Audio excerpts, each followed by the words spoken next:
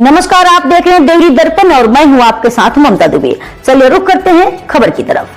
पहलगाम आतंकी हमले के शहीदों को मिर्जापुर में दी गई श्रद्धांजलि, पाकिस्तान के खिलाफ उठी कड़ी कार्रवाई की मांग। जी हां, जनपद मिर्जापुर में पहलगाम में आतंकियों द्वारा निर्दोष पर्यटकों की निर्मम हत्या के विरोध में चौबे टोला रामटेक स्थित राष्ट्रवादी मंच के तत्वाधान में श्रद्धांजलि सभा का आयोजन किया गया।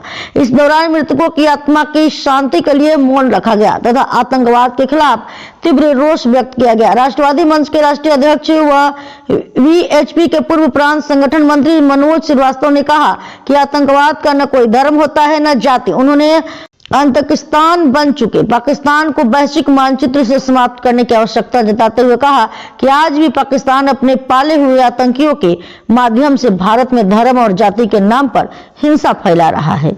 उन्होंने कहा कि निर्दोष पर्यटकों की हत्या से पूरे देश आक्रोशित और ममराहत है तथा इस जघन्य वारदात की जितनी निंदा की जाए वह कम है। श्रीवास्तव ने कहा कि अब समय आ गया है कि जब सत्ता पक्ष और विपक्ष को देश हित में एकजुट होकर पाकिस्तान को उसी की भाषा में जवाब देना चाहिए।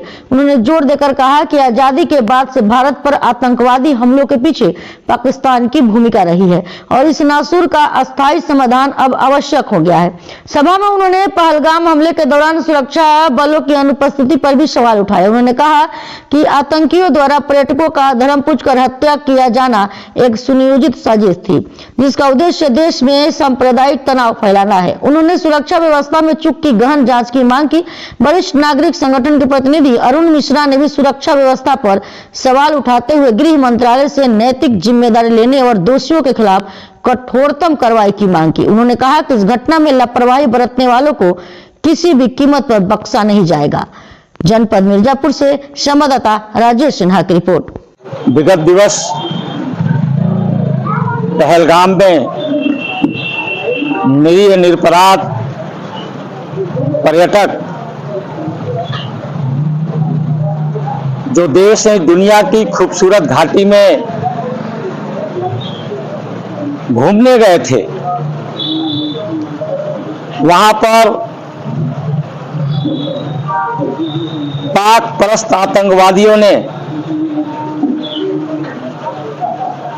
धर्म और जाति पूछ करके उनकी नृशंस हत्या की। यह खेल पाकिस्तान का था, संपूर्ण देश को सांप्रदायिक दंगे की आड़ में झोंकने का था, देश में गृह युद्ध कराने का था। लेकिन देश की 140 करोड़ जनता ने सूझबूझ का परिचय दिया। घटना तो घटी, संपूर्ण देशवासी मर्माहत हैं, स्तब्ध हैं, लेकिन पाकिस्तान के मंसूबे को सफल नहीं होने दिया। और ऐसा पहली बार लग रहा है कि इस देश का संपूर्ण सत्ता पक्ष और विपक्ष आतंकवाद का सफाया चाहता है और आतंकवाद की वो जड़ें जिस पाकिस्तान की धरती पर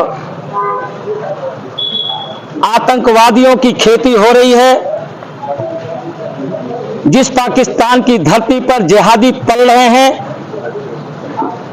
जिस पाकिस्तान की धरती पर सांपों की खेती होती है, सपोले पलते हैं, संपूर्ण विपक्ष और सत्ता पक्ष यह चाहता है कि विश्व के नक्शे से उस पिद्दी पापी पड़ोसी पाकिस्तान का नामो निशान मिटाया जाए, तभी इस देश की धरती से आतंकवाद सफाया हो सकता है। आज इस देश का जन और इस देश का मन यह मांग कर रहा है। सिर्फ बयानबाजी और कुछ मीडिया के द्वारा जो कुछ दिखाया जा रहा है, हकीकत तो वही नहीं है।